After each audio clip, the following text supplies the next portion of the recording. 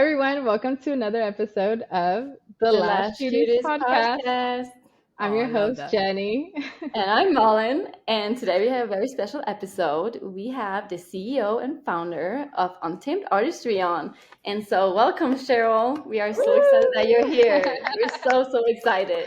Oh, I'm so grateful to be here. I've been thrilled. Like I've been looking at my calendar like every day this week. I don't have much on my calendar. I'm like, that's something that I'm I love thrilled it. about. That's amazing. Yeah. So, Cheryl, why don't you just tell us a little bit about yourself? We would love to get to know you a little bit more. Cool. Okay. Well, where do I start?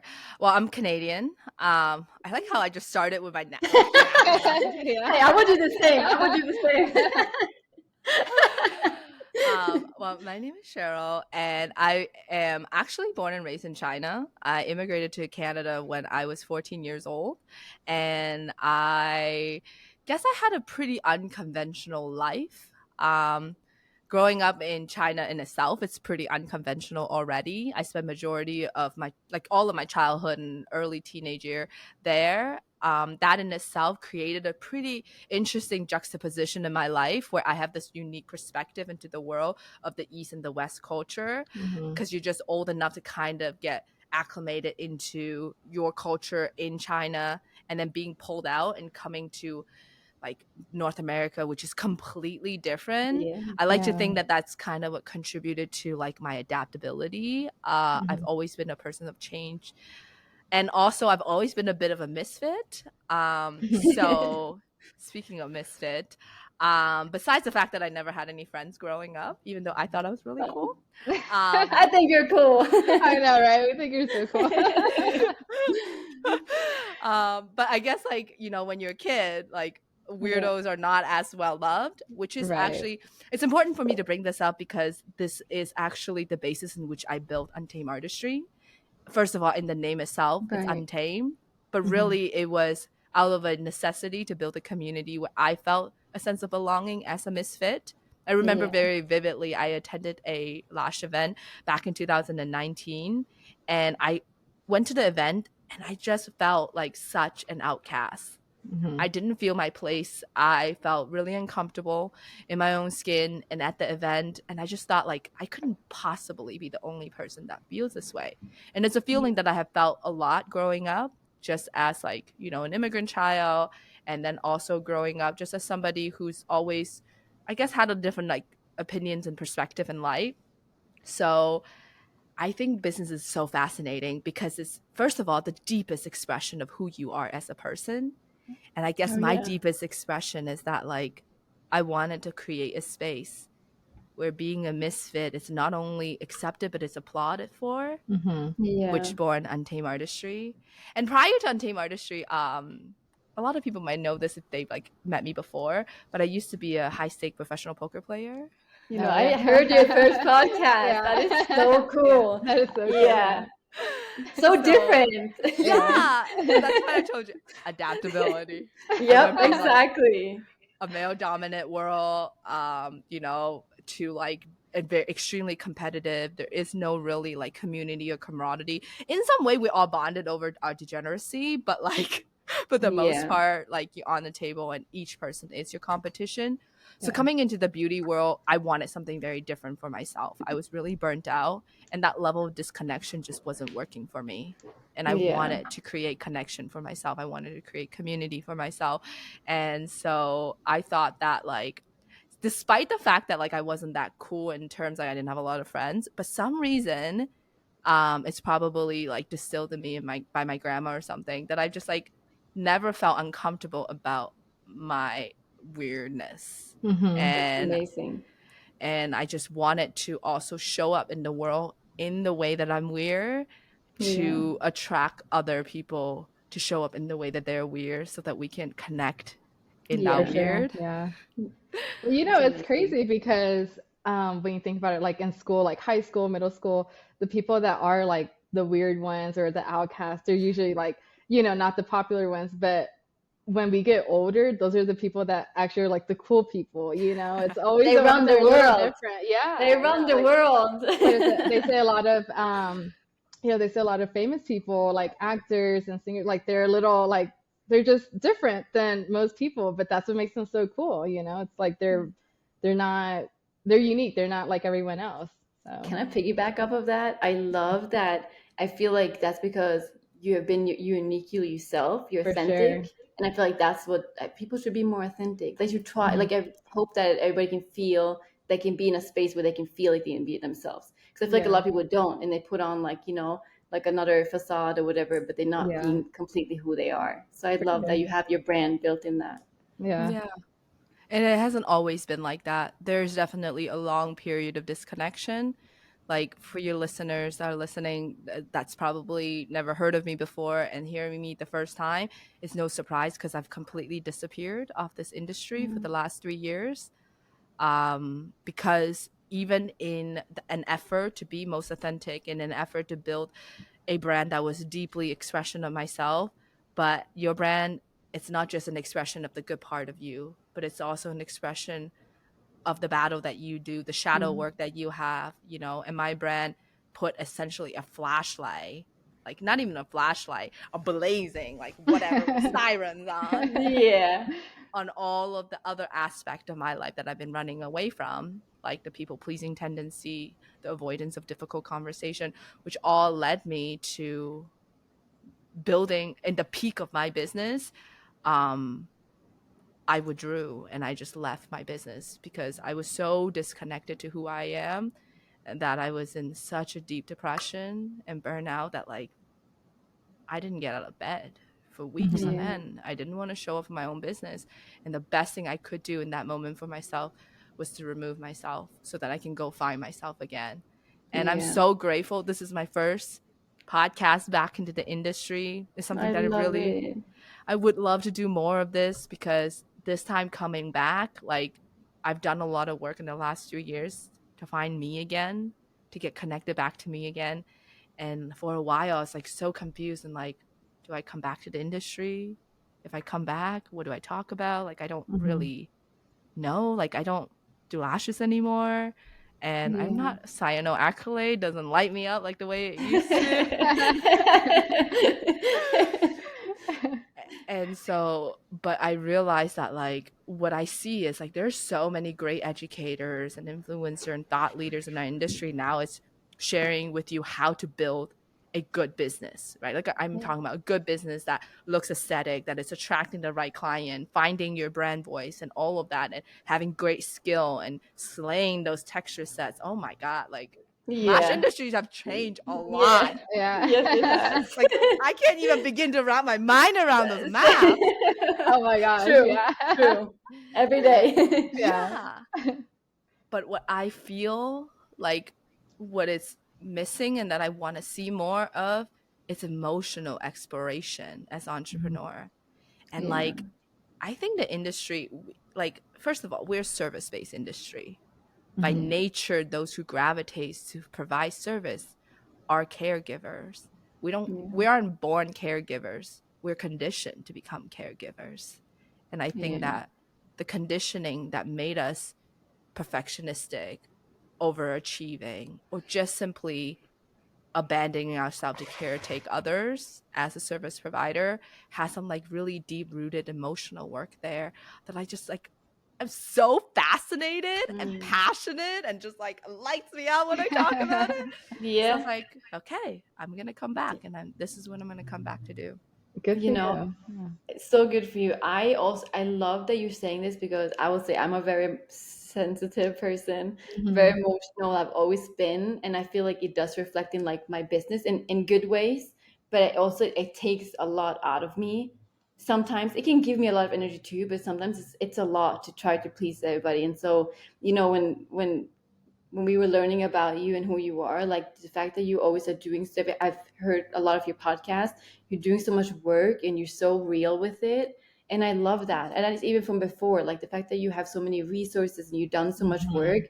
I think you are going to help so many people because I think there's a lot more people that are willing to talk about it, but that needs to hear it. Yeah. Especially in this industry. I feel like this industry is very we see like the glamorous side, but we really Mhm. don't see kind of like what you're saying, Cheryl. It's like the side where I know for me all the time, it's kind of like, you know, I might put on my Instagram where it looks like, oh yeah, I, you know, have it all together. But realistically, I'm like, I am not good enough, or I'm, you know, like it's kind of like a mental battle constantly, especially in this industry. Because not that you should be competing with other people, but I think it's almost like that, just that human nature to see, you know, someone else doing so much better when you're putting in that work. So it's kind of like, you know, really always having to push yourself and be your biggest, almost like your biggest fan. And just, you know, it's a lot of work to just to do to just kind of get yourself like over that line, you know, because if you go, I don't know, for me it's like if you go past or underneath a certain level, then it's like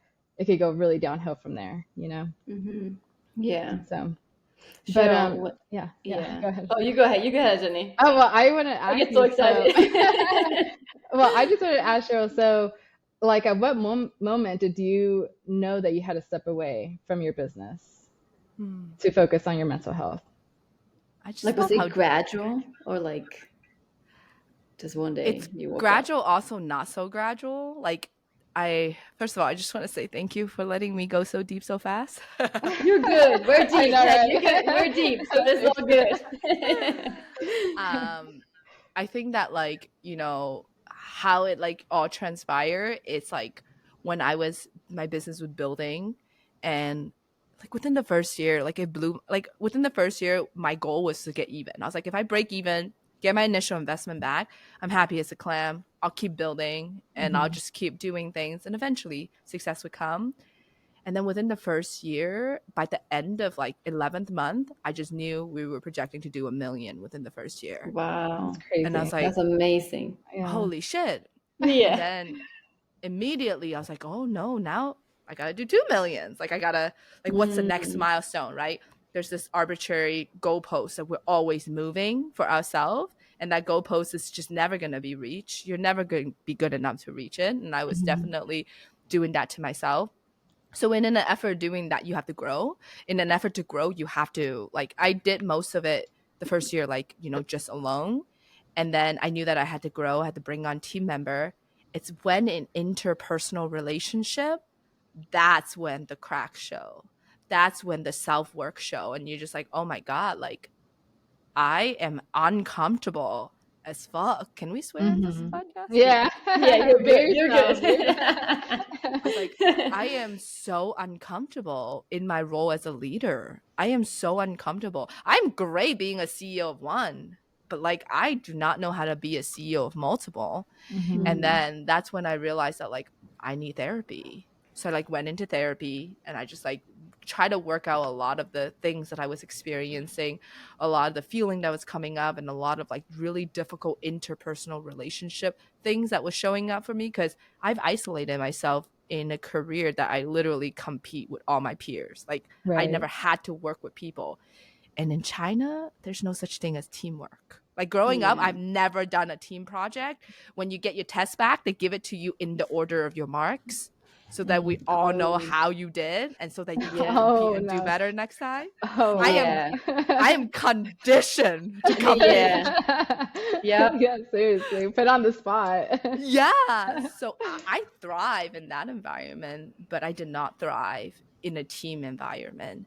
And that's when I was like, I had these ambitious goals and really aspirational goal. Even my therapist told me that like your goal as a leader seems too aspirational and it doesn't seem realistic. Cause I was like, oh, everyone's gonna get mental health day. And like I'm gonna be the greatest leader. I picked everyone, like I picked some of my employee up for work. I bought everyone lunch. Like I was just constantly earning the deservingness of my business. I didn't feel deserving Mm, of it, you know, and that's when right. the cracks started to go. And then I was like, okay, one thing led to another. And that's just like the interpersonal challenge, right?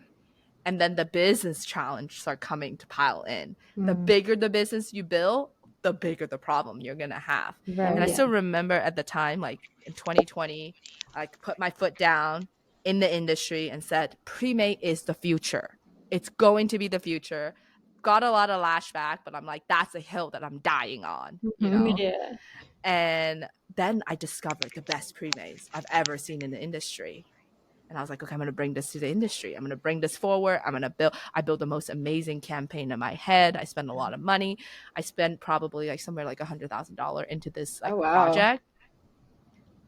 And after the first round, which came back beautiful, I did a pre-launch. Everyone obsessed with it. I sold out immediately within like 2 days or something, and people are Oh my goodness. waitlisting. And then the official order comes in because I think I ordered something like 10,000 units of it, the product. Mm-hmm. And it was duds after duds after duds. It was How weird. trash. It was Terrible. like trash of all trash. Right. And every single trash shipment that comes in, it was a ammunition that I used to beat me up.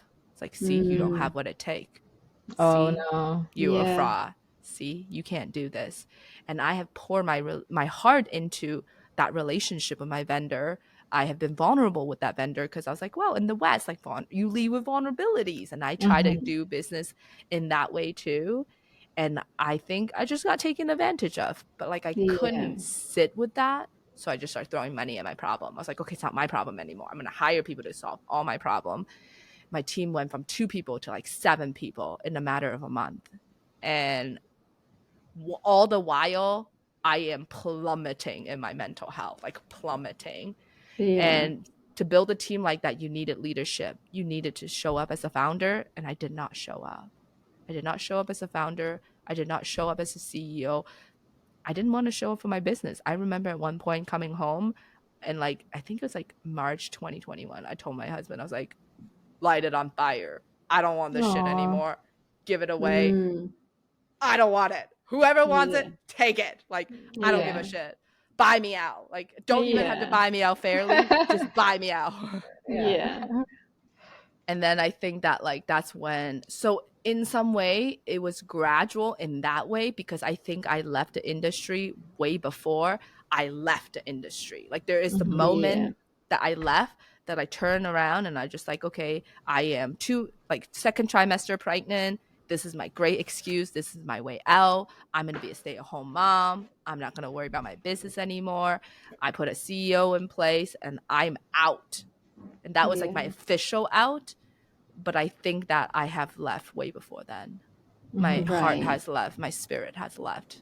And like, it's like a shell of a person in my business. So I built a team from that place, which obviously doesn't work. Eventually it all crumbled and all of my decision that's made all of that from that place all had like really real consequences that I'm still like recuperating from. So was it like all the pressure? It was like it was built just too much to handle too fast, you think? Yeah, it was the growth spur was too fast. I hit that growing pain.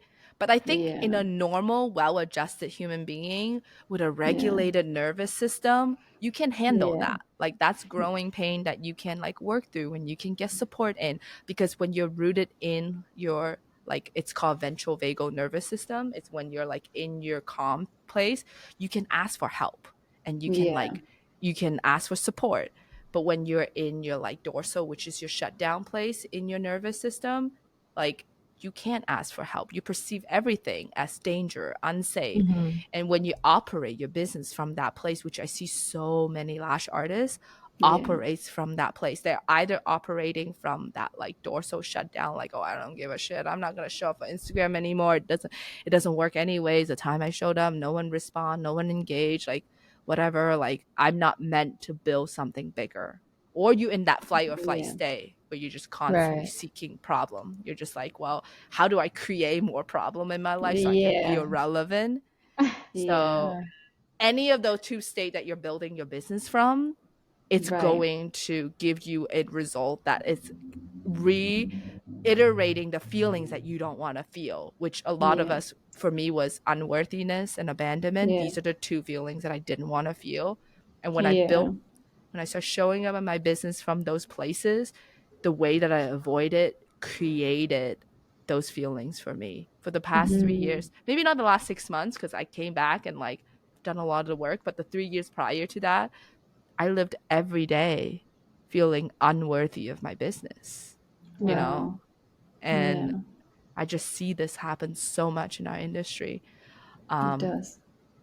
So yeah, like I think it wasn't just the pressure from outside, but it's the pressure from inside. Because when you For Oh, get to sure. live, it's the voice in uh, your head.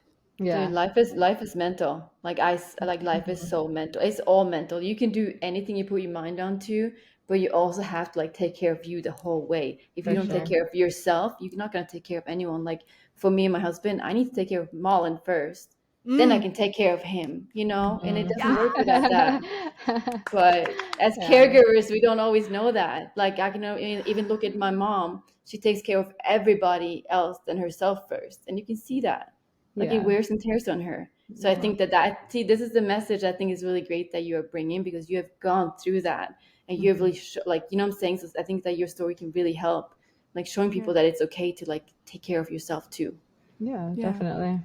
Hmm. I think a lot of people that maybe like worked for me in the past, like I wouldn't be surprised that they hold resentment. How could they not hold resentment towards a founder who didn't show up? Like, I didn't just abandon them, I abandoned me. Like Yeah. when you abandon yourself, you couldn't show up for those around you.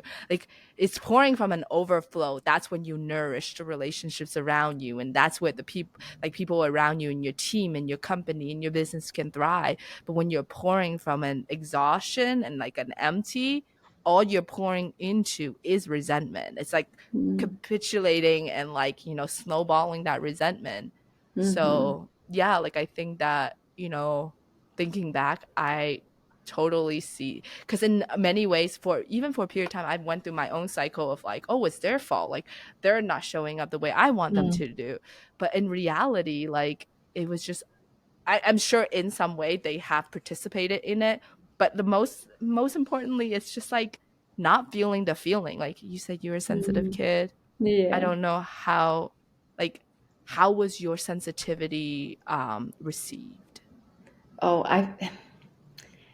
I think it's I don't I think other people see me as like just soft, you know, but it'll take me nothing to like I get really easily like overwhelmed or like I have a hard time like expressing what I'm actually feeling. So I'm learning, I'm 30 years old. Like I'm now the last few years, like it was mostly for me after like I've always been sensitive, but it wasn't until my dad passed away like 2 years ago that I really like my whole world just kind of flooded and I was like, it's okay to be sensitive, but I need to learn how to like control it a little bit or like be able to express it or talk about it or um, feel it, of course, you know. But I think I was just so overwhelmed since I was little and never learned the tools Mm, to deal with it. So it's easy, like people pleasing, it's easy to please people because like that makes them feel good. Now no one's gonna get on my ass, you know. but So you feel things like safe. that. Oh yes, then I feel safe so no one can get me, or trying to do everything perfect so no one can come back at me and be like, Mhm. oh, you did that wrong. Be like, no, no, no, I followed all the steps, you know.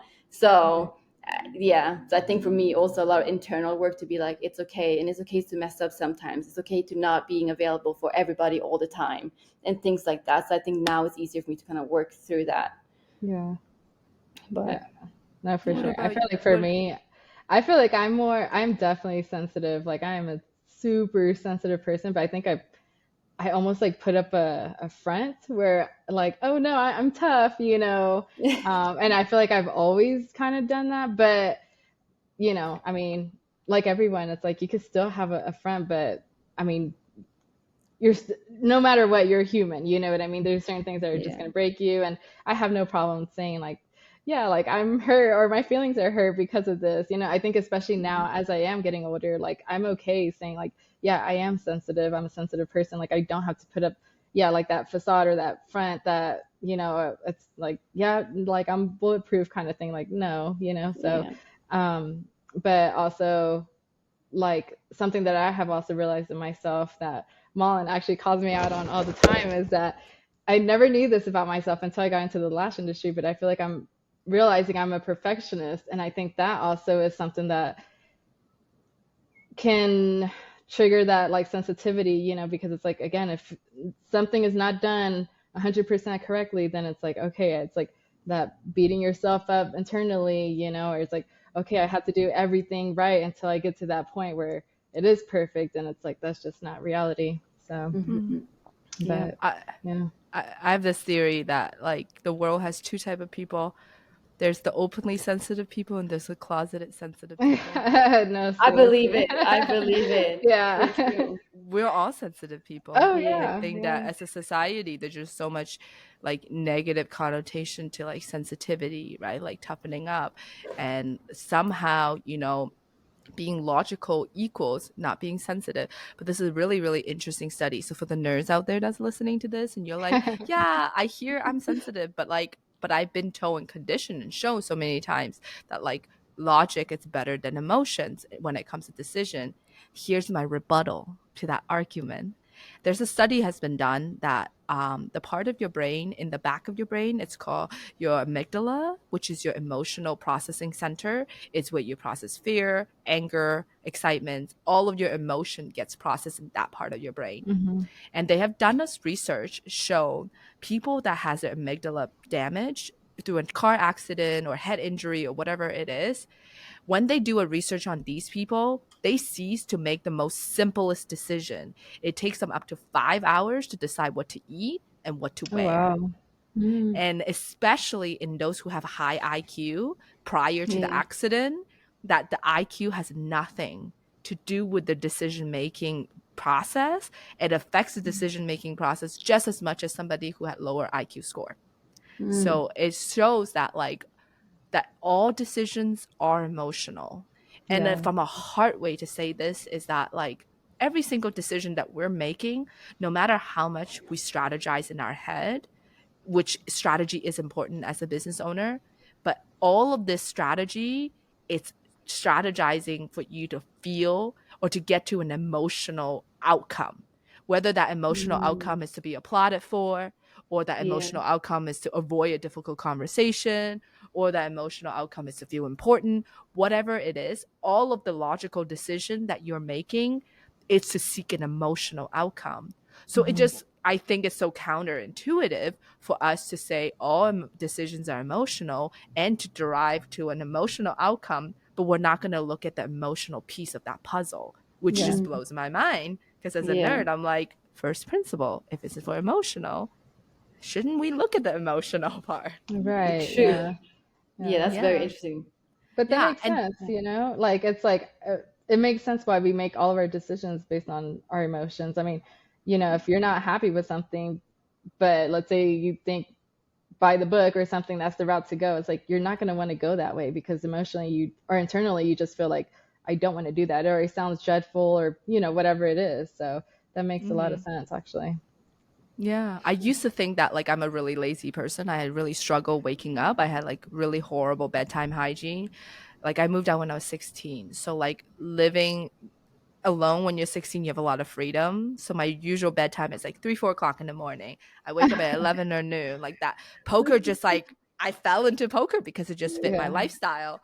And Yeah. then at the time, I used to have this narrative, even up until the first few years of before my like comeback. Essentially, I had this narrative that I'm inherently lazy. I don't have a good work ethic. I look at other people that grinds really hard, work really hard. There's a deep sense of envy in me that's like, why can't I do that? Like, why do I always want to, not get up for school and not like do I love learning. I'm like really good academically. I just couldn't make it to class, essentially. Mm, And it's only later in my self-discovery journey that I found out that like of course I was depressed. I was fighting myself every single Hmm. day. It takes so much energy to beat yourself up every single day. Like beating yourself up takes energy. Of course I'm going to be yeah. depressed. I don't want to wake up. I don't want to go to bed.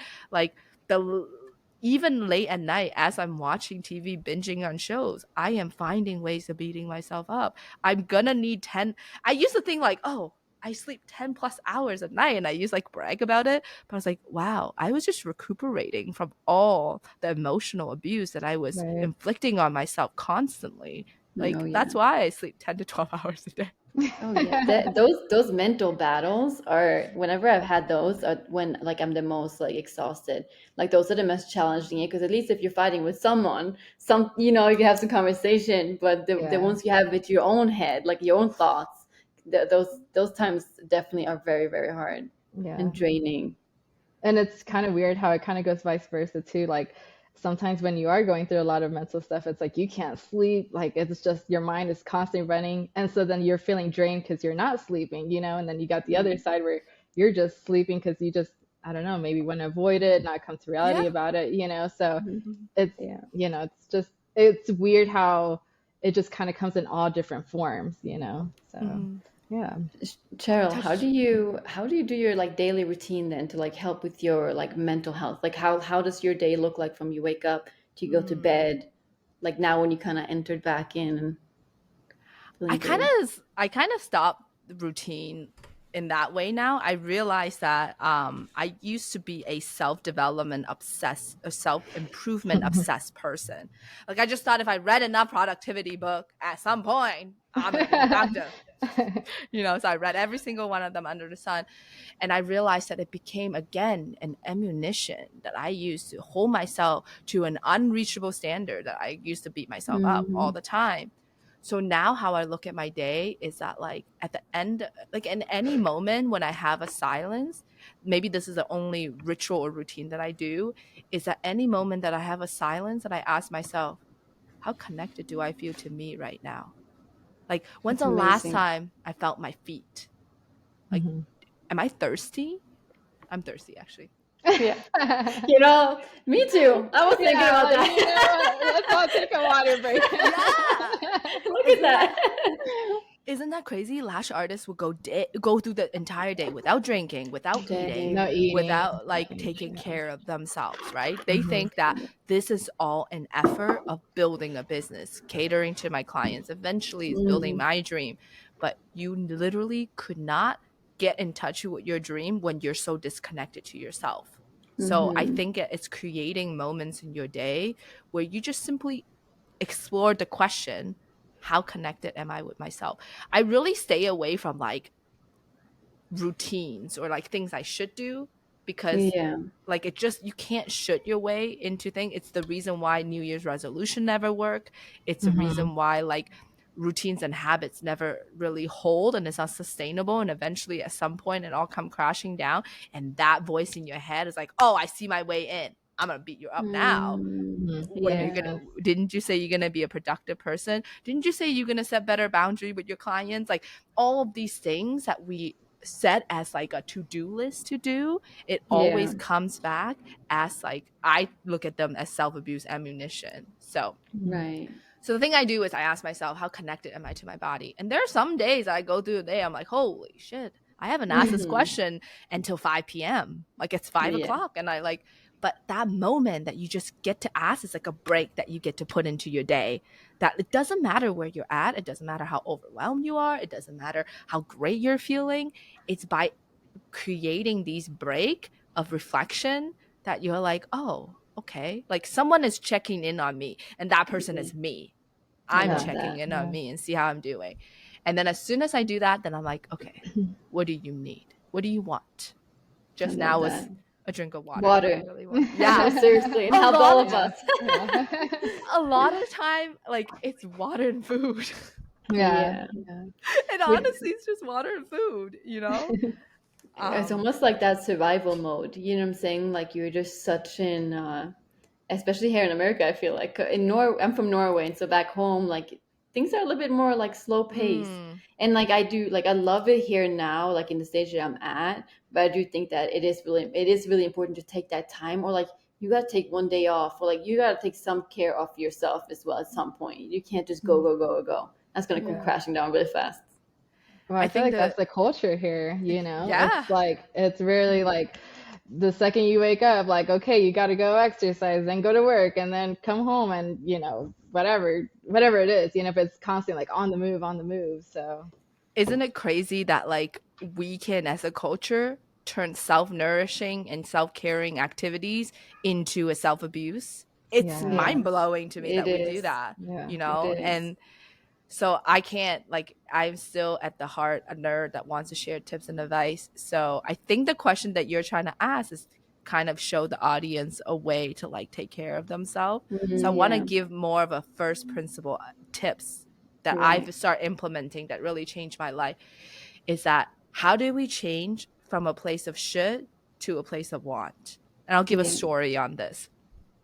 So during my like super depressive time, like, you know, I then started smoking weed. I was like, okay, I'm gonna escape. The way I escape is like smoking weed allows me to sleep, helps me get into my body. but I knew that it wasn't something that I wanted to do. Like it wasn't something I wanted to do long term. It wasn't something that like I deeply wanted for myself.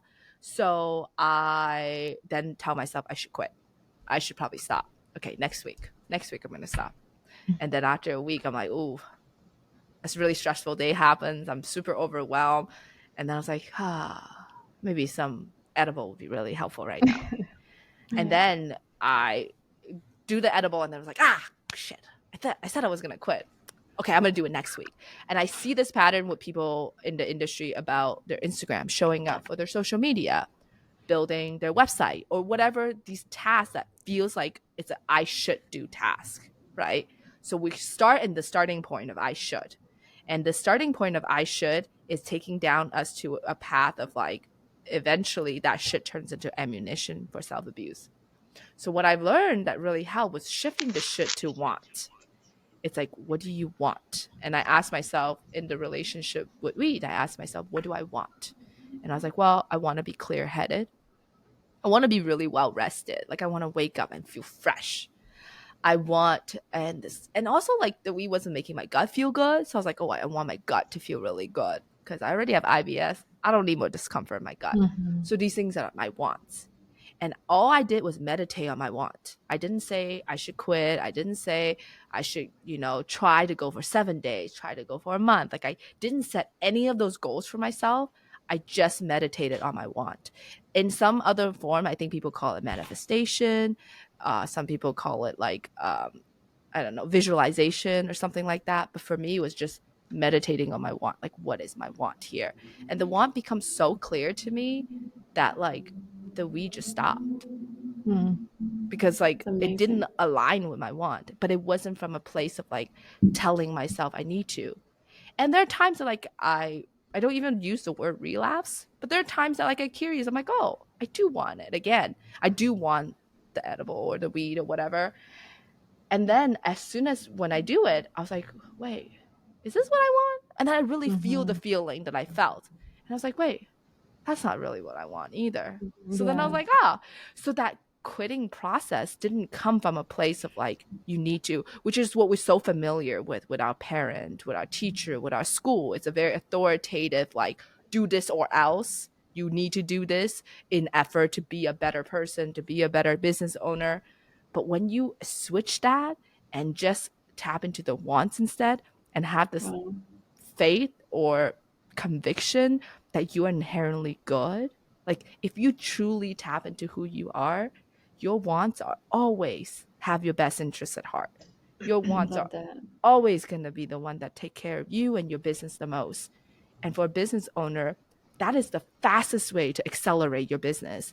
It isn't looking at what other people are doing. It isn't, taking the next Instagram course, the social media course, the finance course for you to figure out what you need to do in your business, what you should do in your business to grow, to scale, to turn it around, whatever it is. But it's to tap into your deepest want. It's like, what do I want from my business? How do I want to feel in my business?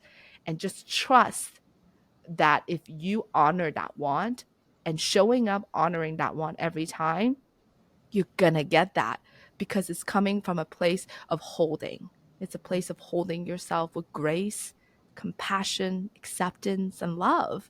And through love, your business is unstoppable. Yeah. Yeah. I love So it sounds like you were like really getting in tune with yourself. And then with the manifestation that you're doing, do you still manifest a lot, or is it a practice that you do it often? It's more like whenever I feel disconnected, like the feeling of overwhelm comes up, the feeling of like stress comes up, then I just like ask myself, like, because I know I don't want that. Because now when you constantly talk to yourself and doing, like I started doing this practice called emotional inquiry. Essentially, it's just kind of like a meditation, but you lay down and you bring up a feeling that you don't want to feel. For me, it's abandonment. For me, it's anger, it's fear. You bring up that feeling, whatever it is that you want to feel, you don't want to feel. You lay in bed for 20 minutes and you just be with that feeling. And you ask that feeling, like, where do I feel it in my body? How big is it? What's the color? How do I, like, what does it do if I touch it, if I poke it, if I tickle it? Like, no judgment, nothing. It's like a kid looking at a frog, right? Like, you're curious. You bring up that negative feeling. And we feel a lot of that in business, which is why I truly believe that business, it's a practice of spiritual practice, because it's doing the work. It's doing the internal work. But business is just a platform for you to do that, because it helps you. Like, it's business, or it's having a kid, or it's being in a polyamorous relationship. All of these are ways for you to like literally look at all the things that you don't want to feel, like, because you have to, or else your business is going to fail. So you sit with that feeling, and a lot of us, for us, I think it's fear, and you do that. And I realized at the end of it that, like, oh my God, like, in the beginning I did it as a practical reason. Like, I heard really good things about it, I knew that it was going to work. But after doing it a few times successfully, I realized that, like, oh my God, it's called emotional inquiry, but really it's having a conversation with yourself, which we don't do. Having a conversation with yourself without judgment, without the need of fixing yourself, without the need of changing yourself. And I think that it's a practice that I practice a lot more. Like, I don't really do as much manifestation, because I feel like, for me, I get very heady. I like to Queen's Gambit everything. It's a coping mechanism to my fear. So I thought the fastest way for me to overcome this isn't to Queen's Gambit my way out of it with some amazing strategy that's going to, like, take the business to the moon or whatever it is. But I thought the quickest way was to sit with the fear and to be with the fear, and then see what's on the other side of it. And some sort of clarity always comes up, which for me, I've been struggling for the last few months prior to, like, this month, is like, what is my place in the industry? Like, what am I going to do? I was so scared to come back and not talk about lashes, be irrelevant. No one cares what I have to say. Like, I had so much of those fear. And then I sat with those fear, and I just realized that, like, I have a really strong message here. I was a really sensitive kid. I wanted to be an advocate for adults to feel their feeling, especially in their business. Well, business is just a place that brings up a lot of feeling. So it's like a great place to start. And then I was like, I'm just gonna, like, my Instagram story is now like my personal, like, space. I love like, seeing it. I love it. It's awesome. And, like, I was just like, okay, I would just see what that feels like, you know. And sometimes, like, I get, like, no views on my stories, and people, like, don't care. Then I'm like, okay, great, that's a feeling that I can go and take it to do emotional inquiries on. And then I was like, what is scary about this? Like, you know, why? And next thing you know, like, you just start having more and more fun, because my theory here, or at least my message and how I want to help this industry to build a business, is I want to help people build it through enjoyment and ease. Because you can build a business through hustle. You can build an empire through the grind. But I see two kind of entrepreneur in our industry. One that doesn't feel like they're good enough because their business is struggling, and one that feels like they're not good enough because their business isn't making them happy. It's so true. It does. You know, what me and Jenny, we both have, I mean, we just, I don't know, even having this podcast, I think we talk about it all the time. And even before you came on, it's like we started a podcast, and we both scared of, like, what if our voice don't matter? And I think that driving force behind it was that we just wanted to help just new artists or existing artists with, like, things that we didn't know and we didn't have access to when we started, and help we didn't get. So, like, what we do with the glue, that we, like, you know, clean the glue off after each person. There's anything that we could think of that was like, we wish we knew that right away, you know, just try to fumble our way. But definitely the struggle with, like, is anyone even listening to it? You know what I'm saying? But for us, I think it's both, like, a personal journey to be like, whether someone is listening or not, like, I'm hoping they can help at least one person. But it definitely is a personal journey with here and on our Instagram, just building our business in general, just trying to, like, also just be confident, you know, and help someone. Yeah, it's hard, but, you know, it's sometimes like how you're saying, it's just kind of like, well, it, you know, just keep going. So just gotta do it. Yeah, well, not keep going, but keep feeling. Keep feeling. You keep feeling. It's true. Yeah, it's true. And just kind of shine light on that, because I'm sure a lot of other people feel that too. Like, even for me, like, I love to see you stories all the time. Like I'm trying to post myself on the story because I want to get to live videos, so if I do that one day, you guys gotta be proud of me. But even that, like, and some, it's the judgment too, I think, like the judgment from everybody else. Maybe someone is doing it different, or like getting that like kind of negative in scares the shit out of me. So Yeah. doing it is like, but I think for me anyways, it helps, like even now when we do our podcast, and just anything that I post, just trying to be confident and trying to just be myself, and then try to just let go of like anyone that has to say anything bad, I guess. So just kind of be, Yeah. Yeah. Are you vulnerable. are you comfortable to go a little deep here? I have Oh yeah. some follow-up question to what you just said. Yes. Okay, so I heard you say that, like, your fear around the podcast, like not having the traction that you wanted. But you're saying that like you're scared of people not receiving it. I wonder, a question that I had is, what would you have to feel if you couldn't feel scared? Hmm. Excitement. I want to feel excitement, but I do feel excitement when we're on it. But leading up to every episode is Mm. nerve-wracking. But I know once we start, it's kind of fun, and then after it might be like, "Ooh, did I say something someone's gonna judge?" Mm. But I think what keeps me going is that same as you have had, like, do I have a voice, and like where is it? Like it's not so much that, at least for me, I don't need to be huge. I just want to be that mentor to someone that might need help, and give that Mm. voice. That I feel like that's what keeps me going and keeps it being easier for me to keep putting myself out there, because I don't mind being vulnerable. I don't have a problem with that. I think that a lot of people feel the same, or like, sharing it might inspire someone else to like open up, and ask for help, 'cause a lot of people don't ask for help, or they Yeah. don't know, or they're overwhelmed. So I think that's a driving force, and I want to let go of that fear so it can Mm. purely be fun and don't have to be so nervous, or. Yeah.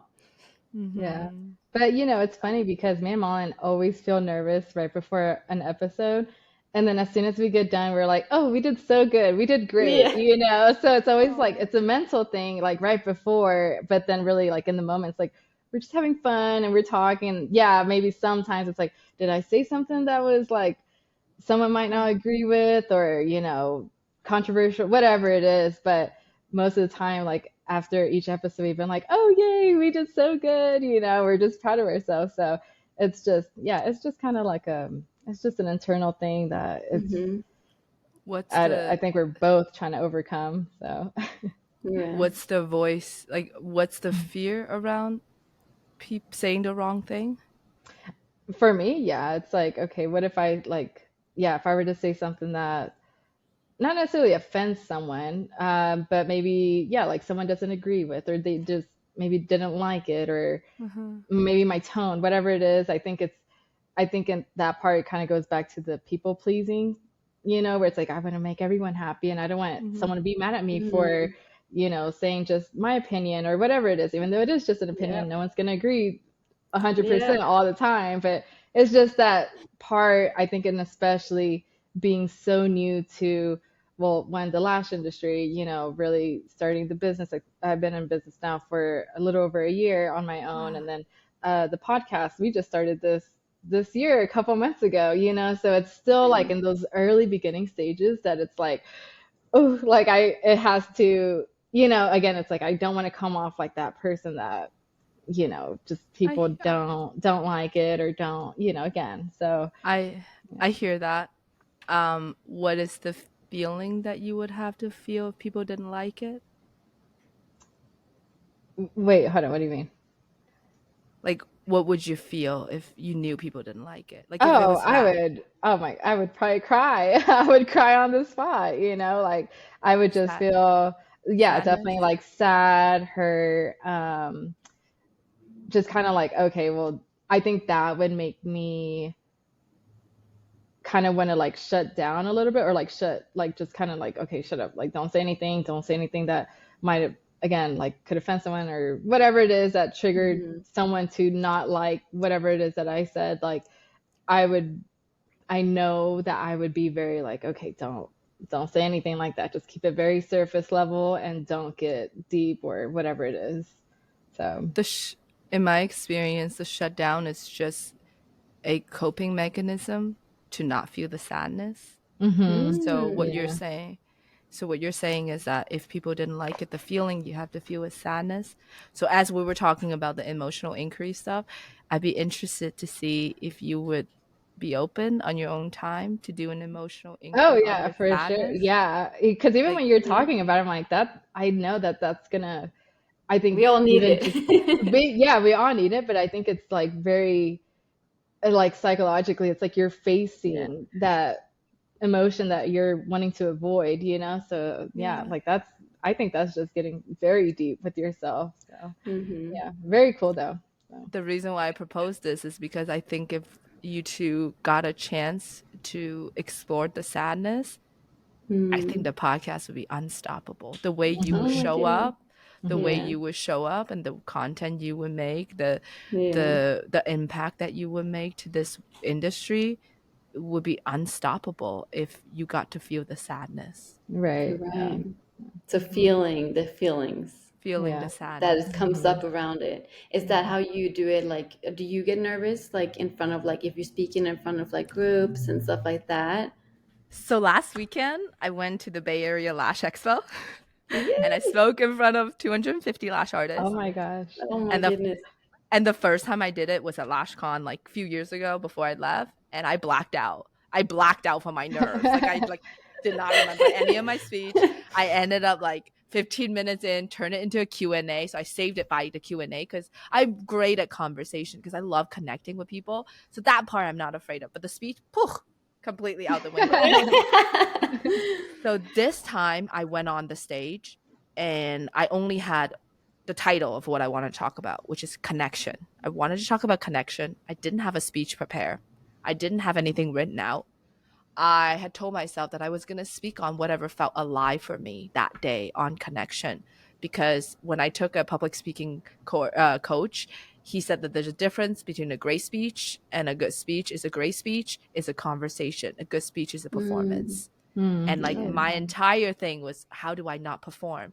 And in order to not perform, you have to go on the stage defenseless. Like you just have to put Mm, down the things that you're trying to defend. For me, it's defending my intelligence, defending my impact, defending all these things that I want to sound articulated. I wanted people to be so Yeah. impressed and so inspired. Those are all the ways that I defend myself. So before I went on the stage, I wrote on my hand, open your heart.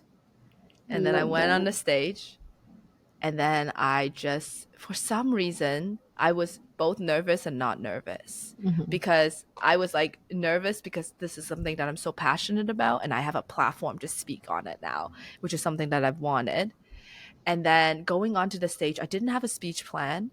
And in the middle of it, I just went on the stage and told everybody, I asked two things from you. One is put away your notebook. There will be no notes. I have one slide. It just says connecting. That's it.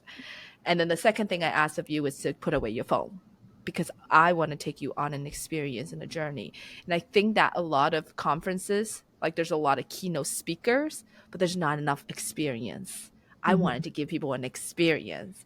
So I share a little bit of my stories and stuff like that. And it was like, okay, this is like, doesn't feel that alive for me. Like it feels good, but it doesn't feel alive for me. So I'm like, what feels alive for me? Well, I don't want to tell people about connection. I want to show people connection. I want them to experience connection. So right before I went on, I remember a week ago, I was telling my coach, I'm like, I love body scan, but I've never wanted to lead people through one because I don't have the experience. I don't have the education. I'm not trained in it. I just love it myself. But somehow in that moment in the crowd, I just felt called to, and I just guided everyone through a body scan. And then in that moment, when I asked everyone to close their eyes, I saw 250 people opening their heart to me and close their Oh. eyes and trusting Wow. me in that way. So I was like, see, the reason why I get nervous is because I can't let the love in. When you don't feel emotions, you also don't Mm, feel love, right? Hmm. It's yeah. great. People say we don't feel the sadness, we don't feel the anger, we don't feel the anxieties and the fear, but you also don't get to feel love. You Right. don't get to Mm, Yeah. feel joy, right? So I step on that stage. I got everyone to do the body scan, and everyone was receiving it well. So I'm like, I'm gonna roll with this. I got everyone to take off their shoes, and we did like a nervous system regulating thing. And then at the end of it, I got people to find a stranger on their table and I got them to eye gaze for 2 minutes.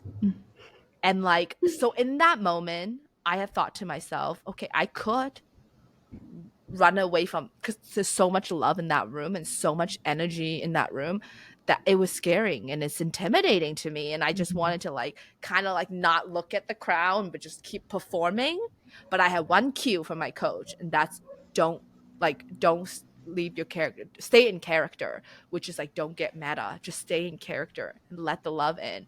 So I stood in that crowd and I just looked. I didn't look at the people that were enjoying this. I looked at the people that were on their phone, that was completely like ignoring.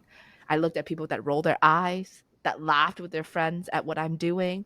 And I looked at that and I just let it in, because it's feeling the feels, right? Like I'm feeling the rejection, I'm feeling the abandonment.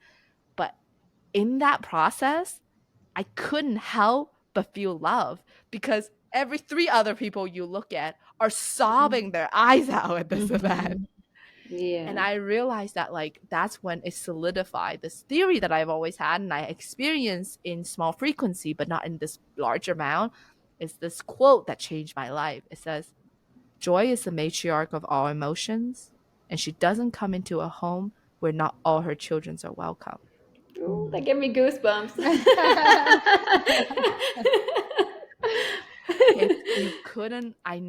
You couldn't possibly feel the joy of your business, the love of your business, if you don't feel the sadness, you don't feel the disappointment, you don't feel the heartbreak. I stepped on that stage and I asked to feel the heartbreak. I deliberately looked at that girl that was on her phone while everyone is literally connecting soul to soul, and she's like on her phone and she's completely rejecting me. And then the other 2 girls sitting in the back that were just laughing at, like, they like, you know, make side eyes and like look at me and then like talk to themselves and like laugh at me. And I just like, instead of avoiding it, I just looked at them. I was like, I'm gonna let that heartbreak in, like break my heart, because at the end of the heartbreak is love, at the end of the heartbreak it's joy. But just, we're not taught that. Like, no, we're not taught that. And it's so scary to go. The first time it's like cold plunging. Okay. The first 30 seconds, it's miserable. And you're like, get me out of here. Why am I here? Why am I doing this? Worst idea ever. 30-second mark hits and you just like, your entire nervous system calms down and you're like, oh my God, the buzzing and the tingling in my body right now in reaction to this cold, like the things that like the calmness of my mind, like all of it, you don't get there without braving the first 30 seconds, without braving the heartbreak, without braving the rejection. So like for business, it's natural that like we are literally putting ourselves up to the world for annihilation. Like this is what we do. We show up day after day and just like that's what a content creator does, right? A content creator goes out there and just offer themselves into social media for annihilation. Those who makes it aren't the one that are so good at detaching their feelings and like not feel the hater. Those that makes it are the one that gets held by themselves and their loved one in the face of rejection, in the face of annihilation. So this is why like I am so passionate about this stuff. Well, it's amazing. Yeah. Well, Cheryl, I know we're almost at an hour, but how do you, I know that your team too, because I know when we were emailing a little bit back and forth, that I feel like your team feels that you are actually really helping them too, like not burning out. And so how has that been? How are you teaching them those skills or give them that avenue to like actually take care of themselves as well? I think the best way to do this is to not just talk the talk, but walk the walk. Yeah. My team can't say no to me if I never say no to them. Your team can hold a boundary on deadlines, and like to not create resentment, you need boundaries. And your team cannot create that boundary if you don't hold boundaries. Right? So I think that like all the work, it's like being a parent, those that are listening, like you can't work on your child. You can't teach your child, you know, kindness, generosities, grace, empathy. You can only show it to your child and they will model it through you, because caught is better than taught. And being a team leader is just being a mom, to your team member in some way. I don't want people to mistaken, like, there's a tendency of people going into a workplace and replacing their work boss as their mom, and then they're now looking for the pat on their head, except from their work mom is instead of their mom. That doesn't work, and that like is something that doesn't work for me because I've been in that situation a lot. But I think that like best is like holding that boundary to yourself and learning to own your inadequacy, learning to ask for help and support, and learning to set boundary. If you can do these three things, your teams are either going to leave because it's too uncomfortable for them to do that with you, which you don't want that anyways a part of your team, or they would also show up in the same way. And like that's the best way that you can bring it, like lead a team. And then the second part to this is like changing the metrics in which you measure people's output. I think in today's world, we're so accustomed to using the metrics of like revenue, number of clients booked. Like that's the metrics that we're measuring our team's performance. Like I'm speaking to most like salon owners here. But what if you change the metrics of like revenue and new clients acquisition to like enjoyment and like connection? If you have a team meeting at the end, like as a salon owner, at the end of your team meeting, instead of asking how many new clients did you book this week, how many new clients I want you to book next week, you ask yourself, how connected did you feel with your client this week?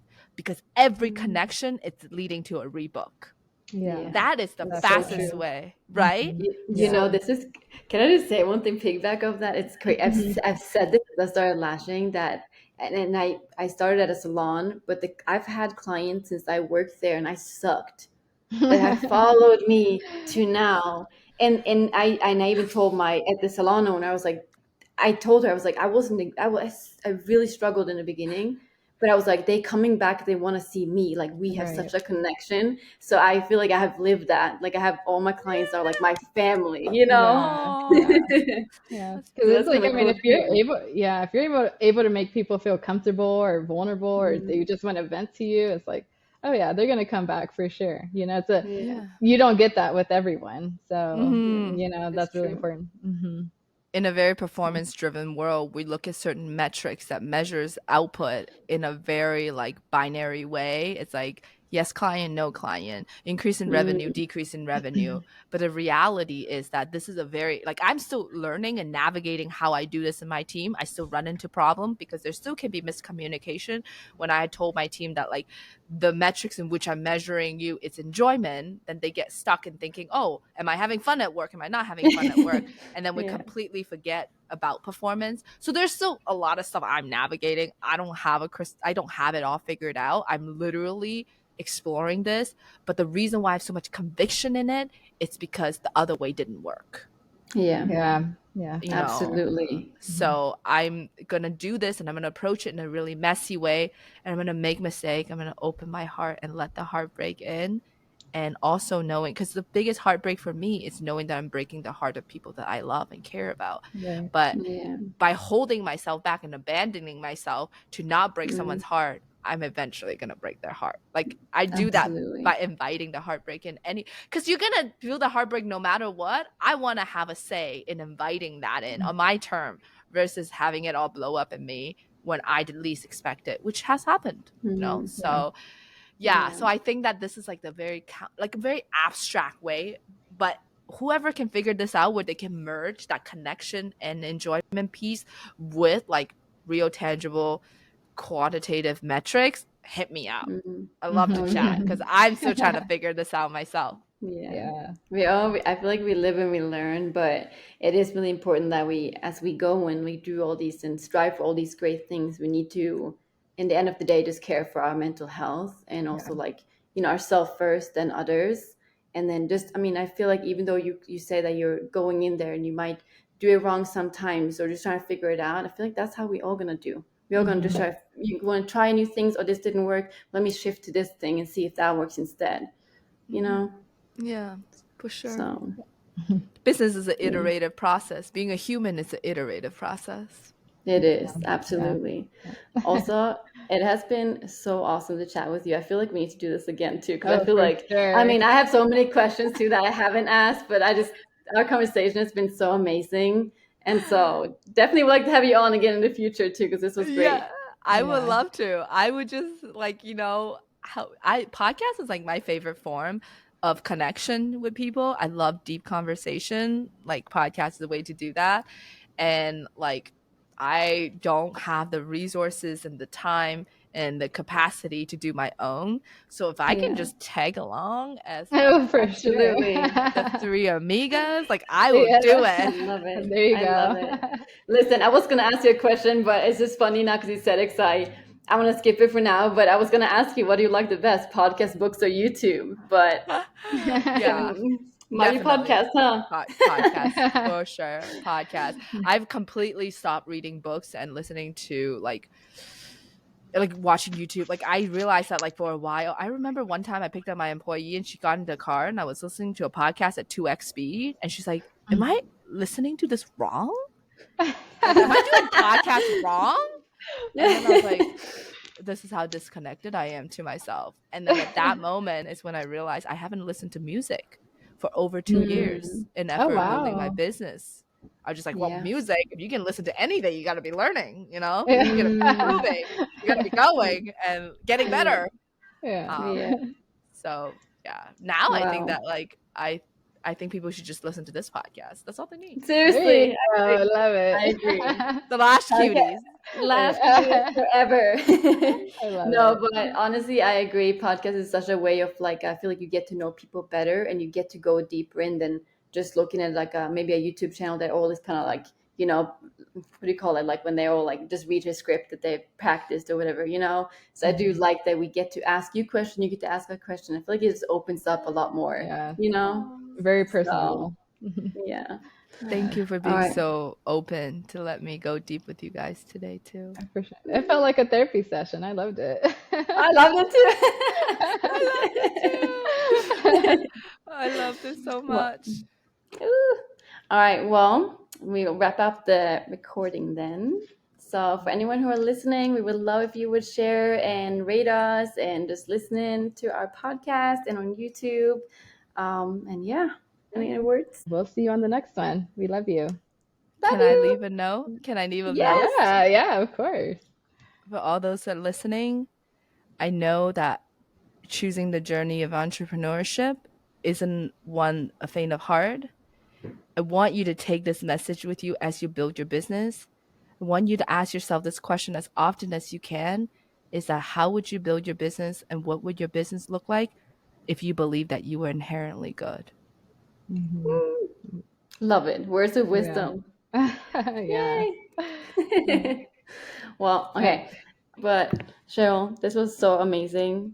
Seriously. Thank you for sharing and telling us your story. Like I just know, like even from listening to the podcast you've done and just seeing like, you know, your Instagram and kind of like getting to know you a little bit, you're gonna do great things and you're gonna be such inspiration to so many people. You do have a voice. And honestly, that's what I was gonna say too. Like your message is so important just because like I touched on a little bit ago, it's like especially I feel like in this industry, we're really just in life in general, but I think everyone needs that reminder or just that talk because I don't think it's talked about enough where, you know, mental health is almost put on the back end and it's always like, keep going. So I think it's really good that you're putting a big spotlight on this. That's amazing. Because I know. So thank you for coming on. Yes, and stay in touch with us too. Yes, thank you so much. I'm so grateful for you guys, and I wish you guys all the best, and I will come on as often as you like me to. So. Yes, I love it. Can't wait. Thank you so much, and I hope you have a good rest of your day. Yeah.